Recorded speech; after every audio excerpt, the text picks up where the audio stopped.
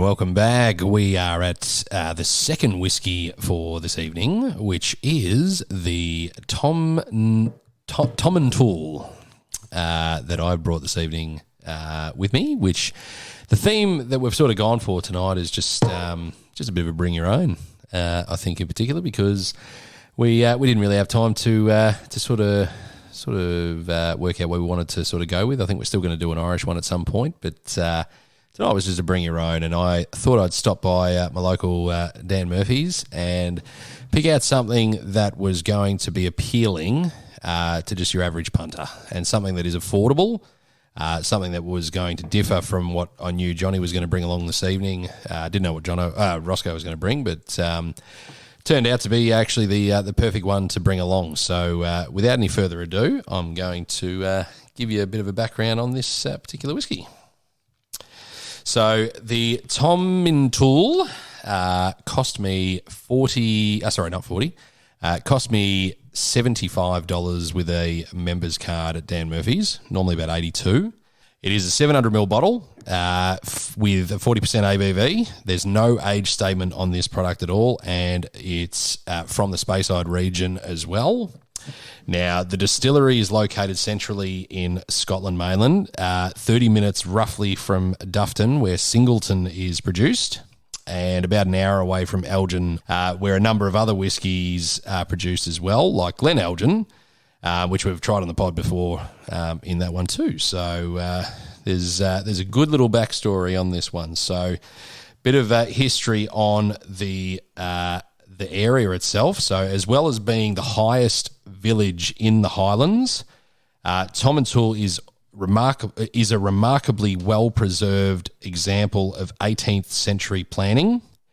Its layout virtually unchanged in nearly 250 years. The fourth Duke of Gordon founded the village in 1776 along the military road built by William Caulfield.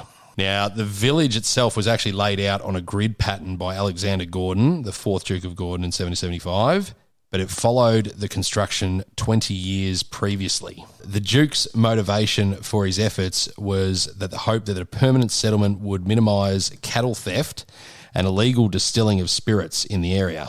Estimates suggest that in the early 1700s, there had been up to 200 illicit stills in the Livet Glen, with spirits smuggled out over the Ladder Hills. So as you just heard there as well, so Livet Glen, so this is another region where Glenlivet is produced.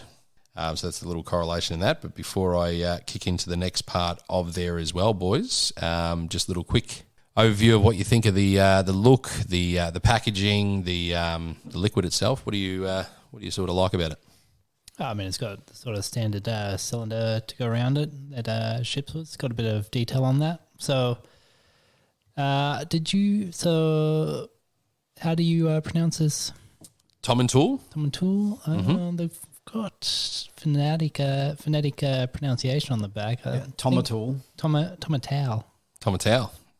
By the looks of it. T apostrophe owl, like the bird. There you go. Yeah. Did you mention the subname? The subname, so this particular product is a single malt, but it's in a limited edition Oloroso sherry cask, and it's pronounced, Johnny? No, it is pronounced sherry, but it's spelled very differently. I think you just dropped the D. Sierra? Syrah? Yeah. It'd be Syrah. I think the D's not there, that's all. Yeah, it's spelled Seiridh, but then next to it, they've got is pronounced sherry, and is Gaelic meaning for sherry. Yeah.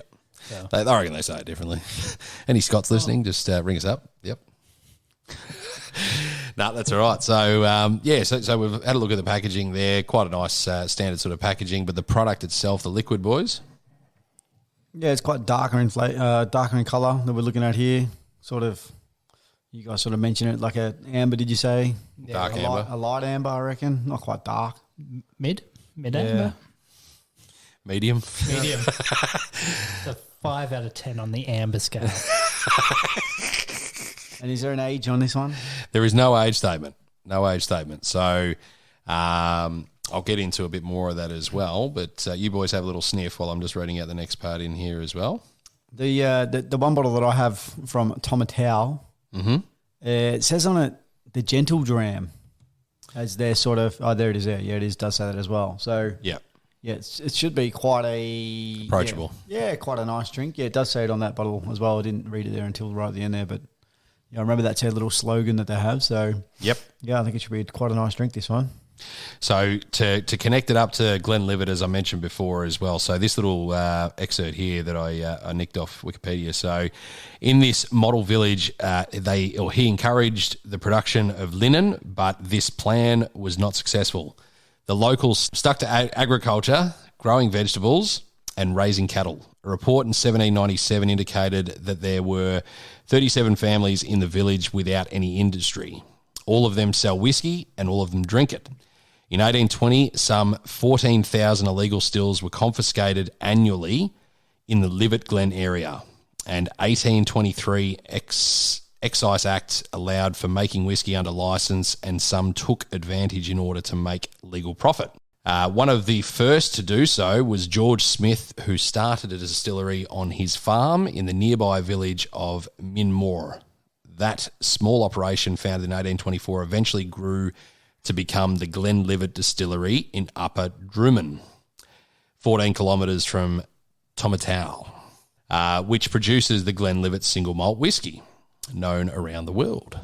How many did you say was getting confiscated a year? 14,000 illegal stills was confiscated. 14,000? Yeah. Not 1,400? 14,000. Some of them would be the size of a bucket. You know what I mean? Oh, They yeah, would be true. making their own. They're not all full scale manufactured. true. They'd be back deal backyard. Bathtubs. Yeah, exactly. So Yeah. I mean, it was the day and age back then where you were making your own whiskey. Everyone was doing it, I'm sure. So it'd just be a case in point that they didn't have a license as such or whatnot it was, and all that sort of thing. They would be shutting it down where they can. It's funny, though, that with 14,000 of them, and money wouldn't have been, like, no one would have been swimming in coin back then either, but people were able to lose theirs still and then just go and get another one and go again, wouldn't they? Like, it obviously didn't cost that much to produce these stills that they were doing, or they're either that or robbing parts from places to produce their own ones anyway. So Probably welding two buckets together and Kind of. Yep. So it's quite an interesting one. But we'll go on the nose first before I continue any further. What are we getting on the nose? I reckon it's jammy and marmalade-y type scent on that nose. You get any of that? yeah, a bit of that. Yeah. I mean, I was finding it hard to get past the sherry sort of smell because, Another one that I sort of think I can pull out of there is a little bit of almond, a little bit of sort of an almond note to it as well. Yeah. Really fine. It's a nut of some sort. Yeah, maybe. I mean, But it is so full on the nose, isn't it? Like, that's extreme. it's rich. For a sherry, I've yet to find another sherry that we've come across on this price point that's ever given this sort of approach on the nose. Remember we had that Glenmoray, the other one that I brought in which Rosco hated. was that a sherry? That was a sherry. Yeah. It But that was also cat piss. was only $10 cheaper than this, Well, I'd drink this 100 times over that. just based on the nose. There you go. So you're on the money. I think there's even like a sugary scent to it as well, like even more of its own sweet sort of. So what fruits would you think? The fruits are almost, like a jam and a I don't know, like a marmalade maybe. Somewhere along orange What sort of jam? that. I don't know, raspberry. marmalade. Isn't marmalade that's not a flavour though, is it? Marmalade's kind of like a mixture of citrus fruits, isn't it?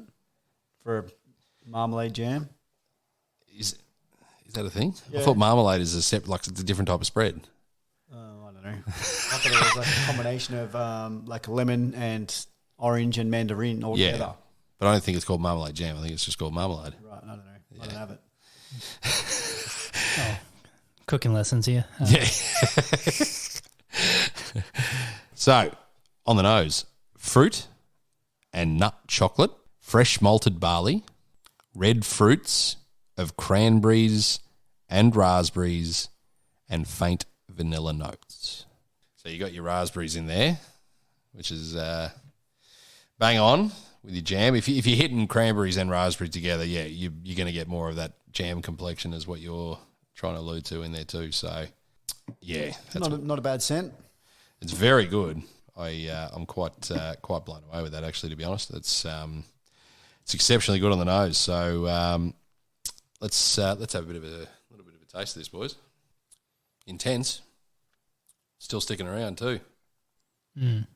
Flavour sticking around. The hit's still there as well. Yep, a bit more to the middle and back of the tongue.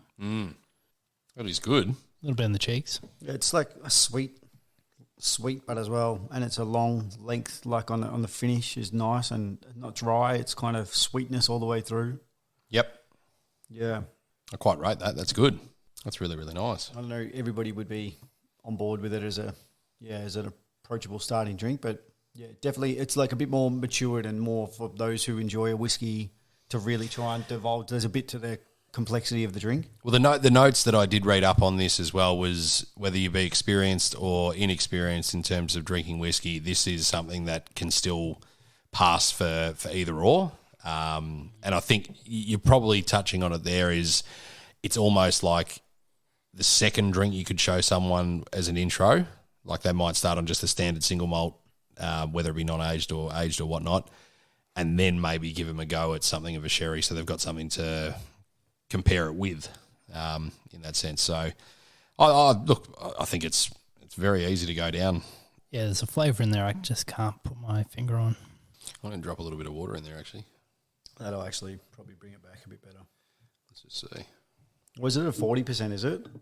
Yep. 43, 40? 40. Okay, so Tomatau Distillery is built on the highest village in the Highlands of Scotland and can sometimes be very hard to access due to the road being blocked with snow and ice during the winter. However hard it is to get here, the storage facilities at Tomatau are huge and boast a warehouse that can accommodate 10 million litres of malt within the grounds. The water source is the local Ballantran spring, and with this water they produce about 3 million litres of spirit annually. The current owners are Angus Dundee, and the distillery has 4 stills to produce the spirit. The spirit is mainly used and a very valuable contribution to White and Mackay's blends. You should expect a light-bodied and smooth single malt, not very complex, and great for after dinner, which I can definitely see this being a perfect after dinner drop. This single malt is an excellent whiskey to start your whiskey journey and enjoy for many decades later, with a vast choice of age statements any whiskey enthusiast would want in their collection. So they're using finished in a first fill Oloroso sherry butts after initially aging in American oak ex-bourbon casks. Yeah, so that's the 2 casks they're using. Yeah, so after adding a bit of water, might sound like a weird descriptor, but I'm getting a bit of sort of leather. Leather? Yeah, a bit of... Back to leather. We're going back to tyres and leather. Yeah, tyres and leather. No, but tiny hint of leather on that. I reckon the water made it worse for me. I didn't have much left in the drink there. I put a little bit of water in, but yeah, it just lost all of its flavour. It has. Now it's gone back to just a regular whiskey without the sherry. That's what it feels like. Oh no, I just thought that, I sort of lost it a little bit. I had a couple of sips early. I didn't mind it at all. It was nice. Tried to drop a little bit of water in when you guys were doing that as well and had a little drink of it as well. But yeah, no, I think it sort of dropped its flavour right off quite quickly. There's no fruit. Yeah, no fruit. No fruit whatsoever now. That just tastes like a regular whiskey now. Which I think we've done that before. I reckon we've tried that with a sherry cask before, and it's just lost it. It's completely lost it when we've added either ice or the water. Yeah.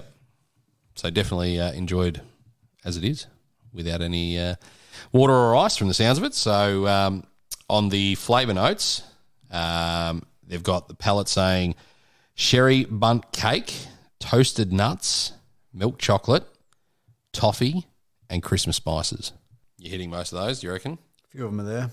Yeah, along the lines of sherry, because you can have the Oloroso sherry cask that it's in, but like there's another types of sherry there. There's ports and there's was it Madrana something is another type of Madeira is another type of port as well. So there's quite a few different sort of sherried flavours that can be along those lines there. But yeah, look, it's the toasted almonds in there as well somewhere. I thought I could get on the nose and might have been a bit more on the taste as well. But Yep. a bit of a tricky one to. It's got a bit going for it, that's for sure. Yeah. I think we definitely ruined it with the water, though. That was a bad choice. Bad choice. The finish has got charred oranges, red licorice shoe laces. So they're those things, they're raspberry twisters. Oh, yeah. They used to get in high school. They were good at the canteen. Good old raspberry twisters. They go down good. Toffee and red fruits. Mm. Yeah. So they're peeling it back to the red fruits on the nose, cranberries, raspberries, which I think the finish did still give that before we added this water stuff. Yep. Yep, not bad. Very good. Very good. Yeah, it is quite a gentle drinking drink as well. It says it on it, it's a gentle dram, and it is quite a gentle drink, but it initially gives you a little bit of a kick, but I think you can certainly go back for another sip and say, oh, there's a bit more to it this time, and have another little sip, and oh, there's a bit more to it again, and yeah, so, but don't add water. Yeah. No. Fun one to dissect. And yeah, not a sherry bomb that punches you in the face. So. No, but it's a different type, I reckon. There's other sherries that we've had that haven't given off this sort of flavouring. Yeah. Oh, a lot of others just lean into it way too much and they go hard on the sherry. Yeah. Yep. No, that's good. Very good, guys. So around the grounds, Johnny, kick us off, mate.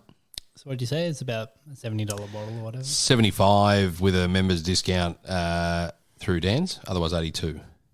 Yeah, look, it's, put it at that price point, you put it in the sort of 7 to 8 range for score, affordable. Like I said, good whiskey to dissect if you sort of enjoy that, trying to pick out little flavours here and there. I guess it's, if I could get it for half, it'd be 7.5. But No halves. I guess price point alone, just put it up to an 8 then. Yeah.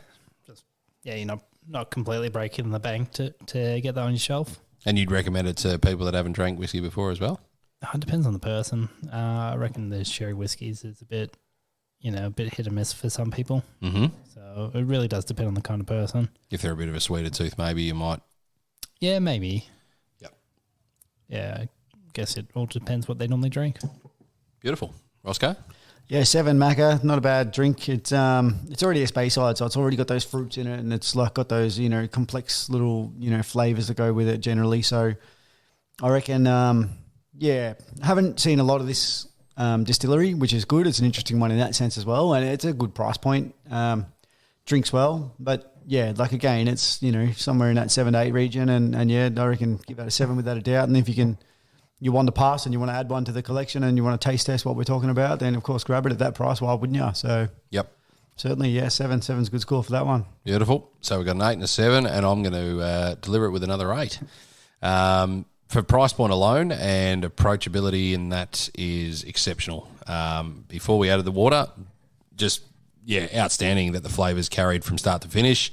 From the nose to, while it's obviously on the palate as well, and then to the finish, and a lot of the linger actually just stuck around beautifully all the way through the mouth, and then as it went down too. So I think it's definitely a top notch drink for people sort of on the precipice of getting into whiskey, and to sort of show a few people after a nice good meal. Just a little splash, just don't add water. Simple as that. Very good. So that wraps up the Tom and Tool. It's averaged on an 8 for this evening. So congratulations, Tom and Tool. Tom and Towel. Better get that right, Johnny. But when we return, we will come back with Roscoe's, which is called Kiloman. We'll see if it is. Yep. We'll be back. My safe word will be whiskey. Sorry, Rod, what was that? Whiskey.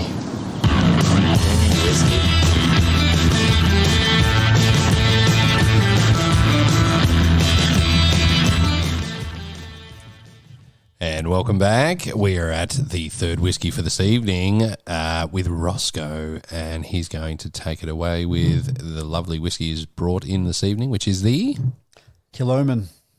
Snag. Snag. Snag. You brought a snag tonight. Mate, you would need them anyway, Macca. I love a snag. I had one last night. Oh, here we go.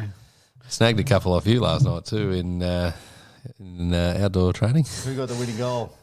Yeah, who let you have it? Who got the winning goal, Macca? What do you mean let him have? Who gave the Mate, assist? I was down there talking to him saying, mate, you are open, like fucking Sharon Stone's legs in... I saw you pass it to the other bloke, and he didn't even put it in the net. And I ran off and got the ball that he missed from out 1 metre out.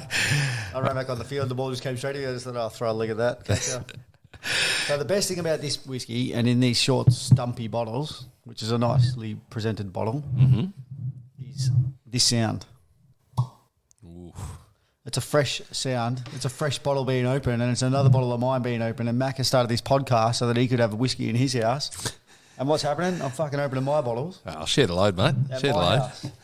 Share the fucking load, Well, that mate. wasn't part of the deal. Have you got the little pourer there? Oh, yeah, here we go. Responsible service. Yeah, Johnny's got a big day tomorrow, so we're just doing a little 20 ml pour over this side of the town. Does he? What are you doing tomorrow? I don't know, typical Easter crap.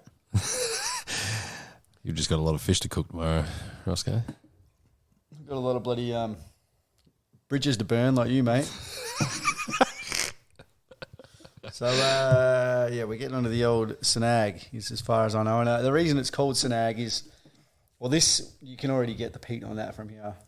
It's already coming through. Yeah, well, it's an Isla distillery, and they've only been around since 2005, so they're one of the new kids on the block. Mm-hmm. And, yeah, so they haven't been around all that long. They've been producing whiskey a little bit before that, as far as I know.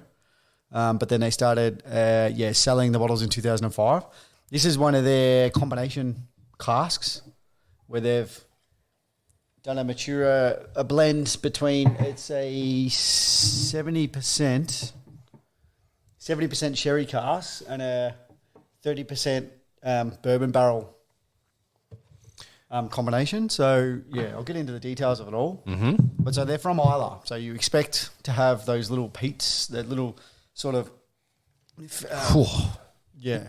Mm. But you see, Not a little Pete, it's a... That's heavy. well, it's heavy, but it's not heavy in the taste. Okay, No. so It's not Lafroig. Yeah, but that's the reason why we drank this last, was because it was going to be the one that's going to blow your socks off. And also, I'm not wearing because socks. yeah, so this is a farm distillery from 2005, and they've been doing single malt distilling and continually selling since then. So it's actually got the same peat parts per million as Ardbeg. So you get that on the nose a little bit, but it's not there in the taste. So it's full force with the, is it phenolics is when the you talk about the peat when it's sort of crushed the grain. I think it becomes a phenolic. Does It's it? the way that you pronounce the word. Yeah, well, that's what I'm reading here. We'll go for that. Phenolics or phenolics or something. So, which can be stronger and they hide the age of the maturation. Because what you can do is, obviously, if you put a lot of peat in a whiskey, in a new whiskey, you can sort of hide the age because it's going to be quite strong, quite quick, Yep. right? Whereas it's not really matured. So it's one way that they can be a new producer of whiskey and try and bring their whiskey out quickly by sort of putting peat, with They're masking it. location out. Yeah, it's kind of thing, masking it, right? Yep. So, but the way that this takes place is like it. Obviously, the maturation takes a little bit quicker. So, in saying all that, you got the Snag. It comes from the Rocky Promontory, which is just behind the distillery, and all of their bottle expressions are all named after local locations near the distillery there. So they're actually right next door to Brookladdy. Ah, that's where I went. Yeah, you've been there, Macca? I have. So these guys are right next door to them, apparently. So you probably went past them and, Brooklady. yeah, didn't quite stop in to check them out. But, We've had a Brooklady on the pod as well. yeah, but you didn't pop in and see these guys, no? No. So I'd say they'd be small scale by comparison as well. They wouldn't be huge. Yep. I don't have all the details of what they're up there now, but they do all their bottling at the distillery and they malt their own barley as well. Good. Which is interesting because a lot of the guys on Isla, there's a major barley supplier on the island of Isla, and a lot of the other guys just order their barley in directly from them. They don't actually grow them from the distillery. So, so these guys actually do a lot of. I'm not sure they do all of their own barley, but they do quite a large amount of their own barley which goes into producing their own whiskey. So it's quite like what you would call a farm sort of style distillery. So you could almost say that's bucking the trend and going against the grain of what every other producer's doing. Excuse the pun, but that would be pulling in a different direction for them, isn't it? Because they're trying not to follow suit to what everyone else is doing. Well, I mean, these other distilleries that have been on Isla are 200 years old and have connections and have purchased from the same farmlands for decades and if not bloody centuries. Yeah. And they've got, a quota to fill every year. So there's only so much grain they can grow there, obviously. And that's one of the important parts of having a whiskey that comes from Isla is the grain comes from there, and you get that flavour that comes through from the grain because it's obviously the elements in the ground, the volcanic, the ash, and it's sort of all of the subtle sort of, the conditions that they grow their grass to is obviously has interaction with the peat as well. And all that sort of all ties it all together to create a unique whiskey, which is specifically from Isla. So, and that's across the board with all of them. But so moving on with that, they're like a local farm. Sourced in quite the cold climate, grain growing, and it's obviously, as I said, next door to Brookladdy. So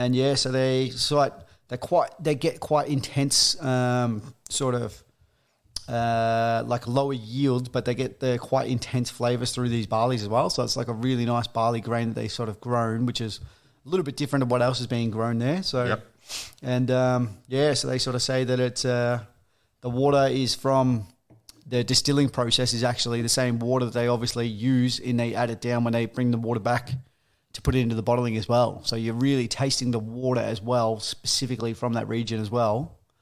And it's also used in the distillation process as well. So interesting. There's a lot of flavours in there with that. So yeah, it's going to be a good one to have a little bit of taste test here. Well, with the nose first, there, boys. So how do you guys go with the nose? Well, you're getting a hell of amount of peat on the initial part of the nose, but I'm trying to dissect past that, and it is hard to try and decipher, isn't it? It's very hard to get past. Creamy. Yeah. Creamy on the nose. Maybe like a very faint hint of cereal, maybe. Yeah. It's almost like I'm leaning to that leathery thing that you said before as well. It's rough. There's a lot of roughness to this. Yeah. But it's like, the thing that I'm reading here, and this is what experts are saying. More earthy. Yeah. Yeah, there's those elements to it. Well, what they're saying is like a real prominent chimney-style soot. Yeah. Yep. You know what I mean? Like a real... Not a standard smoke. This is a soot. Yeah. Like a dirty, dusty sort of, musky sort of scent danky to it. Yeah, yeah. And that's all sort of in there. And this is quite unique to, obviously, Isla. Yeah. Being sort of the smoky whiskies. But this one's, sort of quite different as well. So, yeah, it's quite slightly savoury on the scent as well. And with a delicate peat. So there is the peat there, but it's like a dry vanilla with sort of creamy on it as well. Mm-hmm. How we go with that? Anyone happy with that? I'm not going to argue with you. I'm not going to argue with the guy that I copied on YouTube who did this report last week. So I'm just reading his fucking direct words. So you watched a video on this? About 5 minutes before you arrived. I literally woke up on the couch. I'm like, shit, I forgot to do my homework. Daniela, get out of the way. I put YouTube on. I'm like, shit, better start taking notes down. So. But I've had this whiskey before, and we just opened another bottle of it, but I liked it so much. The first time I bought this bottle, I replaced this bottle, and I didn't even realise it. I was talking to Johnny last night about it. I said, shit, I don't even know if I've got a bottle. I know I drank the last bottle, but did I buy one? And yeah, I got home last night, and sure enough, it was up there on a top shelf, and I said, that's where it deserves to be, because I do enjoy this drink. Yeah. So, and when it was a bring your own drink tonight, I was like, this will be one that I think you both may have had it before. I've definitely had it before. Yep. Yeah. And I did enjoy it. Yeah. Yeah, I think it gives a little bit. It gives a little bit, and it's the more you go into the complexities of it all, there's a bit to hear. They've only been around 18 years, so they're still sort of finding their feet against the big boys as well.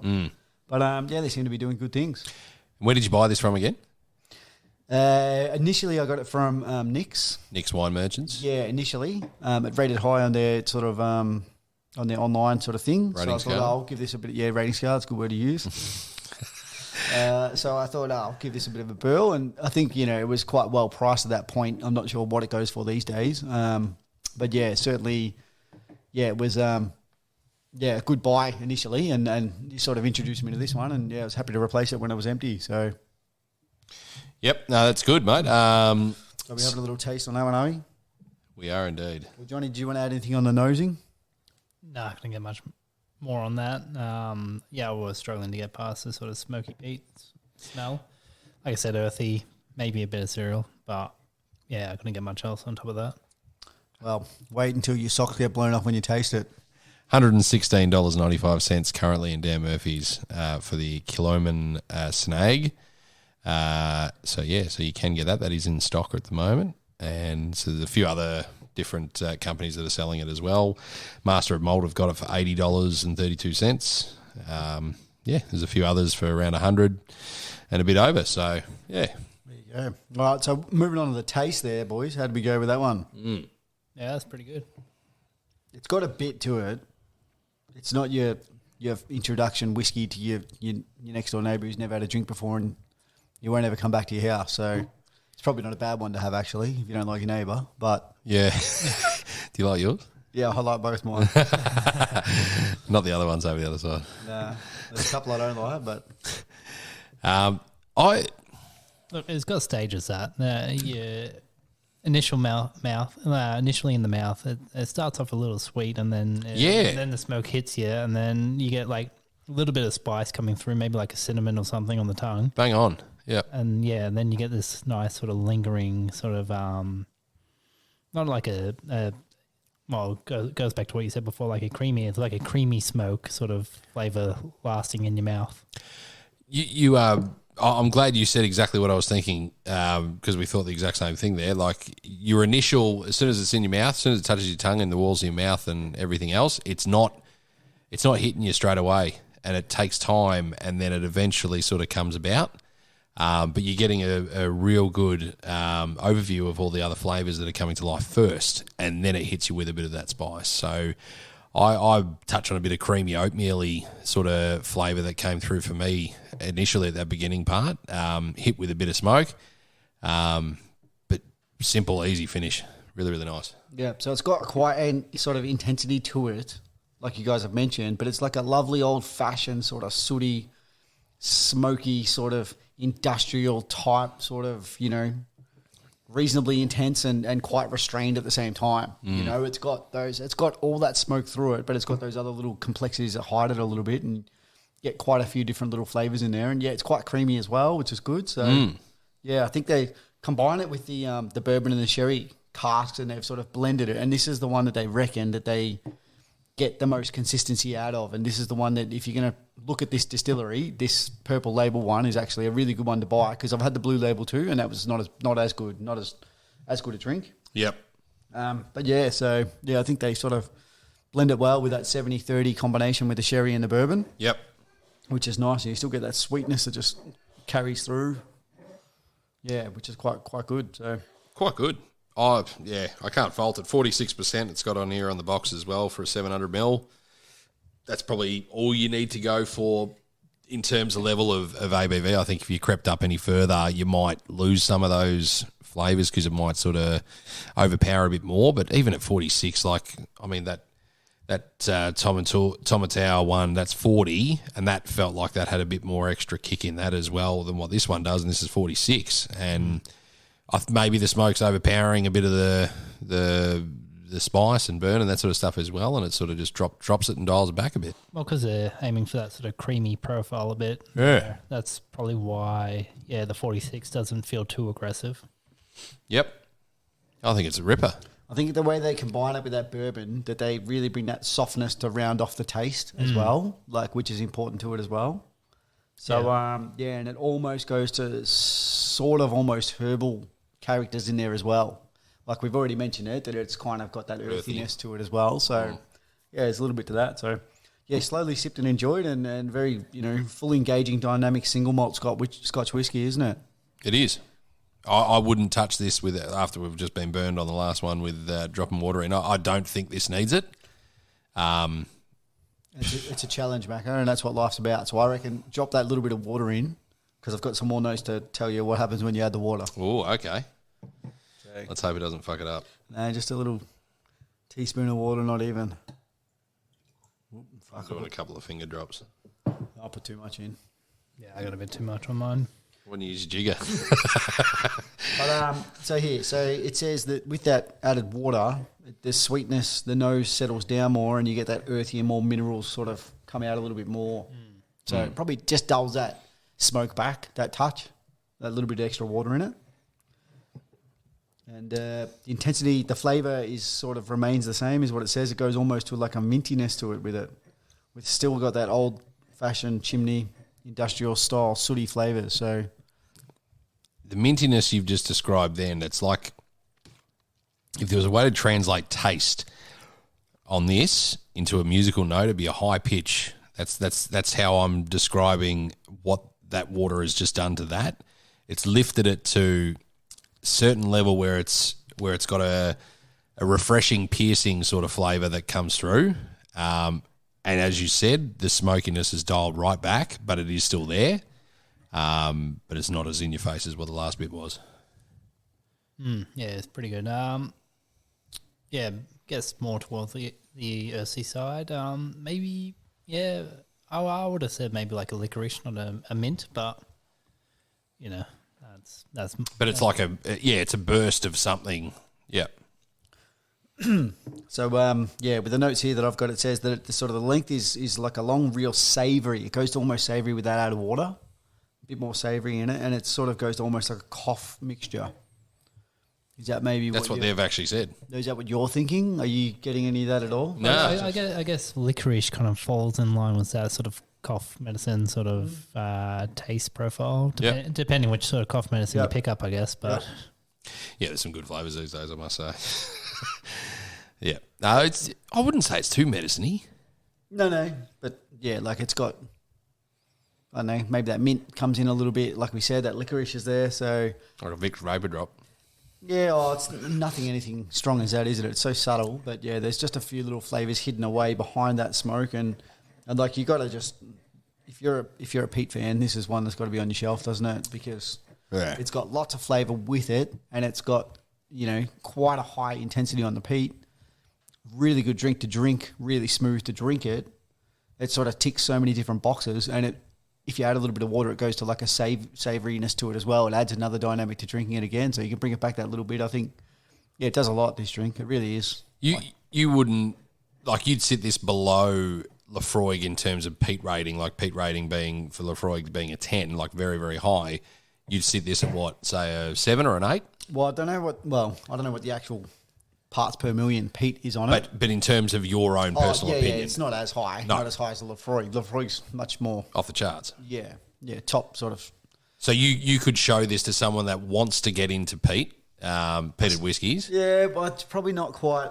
It's probably not quite your opening one, but yeah, it is. It is on the lower end of that scale. Yep. Probably not. Yeah, your first initial one to give them, but yeah, probably an introduction to a peated whiskey would be not anything from Ilo, to be something Scottish that is another distillery that's trying to get into the like a little bit peaty. So more Talisker. Yeah, kind of like, well, I guess that's your sort of, but even like that other one, that Tom and Tool that I have in there, that green one, that's from Speyside, that has like a little bit of peatiness to it. Yep. And maybe that's the best way to introduce them initially, you know what I mean? Like if that's what you want to say. Gotcha. But yeah, anything from Ilo, you would think that will have a little bit of peat to it anyway. Any closing notes there, Johnny? No, I mean, I guess I probably wasn't paying enough attention to you before when you were talking about the barrel mix. Just seeing on the box there, yeah. What were you saying? Like 30% with the new American bourbon barrels. Go again. 30% new American oak bourbon barrels, and 70% with their sherries. Yeah, so I think it's not too much sherry coming through on that. I mean, I guess the peaty sort of just hides that sort of flavour profile. Spot on. Yeah, but I found it surprising that was the mix there. I would have thought it'd been the other way around, but heavier with bourbon, you mean, and less of the sherry. Yeah. Maybe they did try that, and maybe it just gave off a shitty flavour mixed with the peatiness. Well, they're the masters, mate. They're the ones who put it together. So they are. I'm sure they've tried it all. But yeah, so just with their little notes that they've got on the back here, it says rich layers of dark chocolate, honey, festive spices, and ripe fruit infused with Isla peat smoke and classic Killoman citrus sweetness. So we said none of that. No. It's a cinnamon.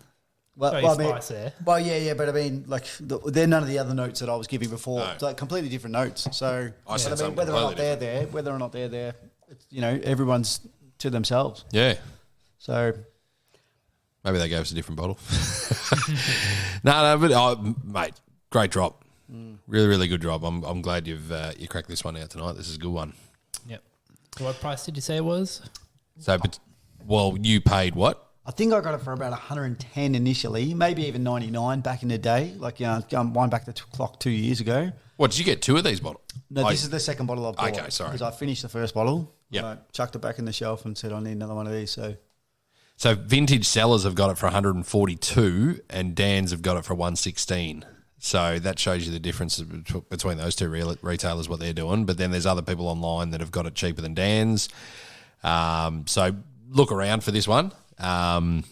It is a very, very decent drop. As you said, no age statement on this either, is there? No, but it stands out in the purple case as well. So Purple you can't. case. It's definitely the one that, because you might find a blue label. There's another blue label, and I think there's a red one as well. Have you tried any of the others, or? I've had the blue label, which was not as good as this. So I can't remember it too well, but We'll have the video up on the socials anyway, so you'll be able to see what the product looks like. So if you're looking for a worthy sort of bottle, I think that you're going to put a few dollars into, and this will be one that you'll keep for 12 months. You won't be drinking it as your weekender. It'll be one that you pull out, once a month for a glass probably, and that sort of thing. I think it'll last you 12 months on your shelf, but it's a ripper to have, and it's a ripper to have when you got a friend that wants to come over and taste test something they've never had before, and I think you'll really turn them into a Pete fan, maybe, on the slower scale there, but definitely a good way to introduce them to it. Yep.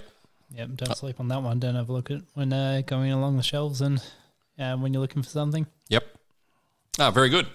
Very good. So we'll do around the grounds. I'll kick it us off first with a rating on this one here. I think price point pretty decent for what it offers. Good backstory. Nice to see the little guys sort of rising up against some of the other bigger guys out there too. That's always nice to see, and it brings on a whole different complexion again from, as we just discussed before, about the heaviness of the sherry cask, even though it doesn't actually sort of come through as much because of the masking of the peat. But I quite thoroughly enjoyed that. Neat, and even with a little bit of drop of water in there too. So I'm going to give it a very heavy 8. I think this easily ticks a lot of boxes. So that's an 8 from me. Yeah, Johnny? definitely a solid 8 there. Pretty good on the price point. Good complexity to it. You can sort of pick out each individual thing. Good fun whiskey. So definite 8. Yep. I'd love to give it a 9. It's probably just not quite that 9 level. Yeah. But it certainly sits easy in an 8 level. Really good drink. And I mean, if you were giving it a score out of 100, it'd be like, above 85 sort of thing. So it's a really good whiskey. It is a ripper. And if you can pick it up on a discount price, well, bloody get your hands on it. There's no reason not to. So in fact, get 2 bottles and send me one. No, it's a delicious drop. So we're going 8s all round on that one. So that scored the highest for this evening, the Kilhoman. So well done, Rosco, on bringing that one to the table. So thank you very much for that one tonight. So that pretty much wraps things up for the whiskey session, and we will catch you next time on the pod. But for now, take it easy. Have a good night.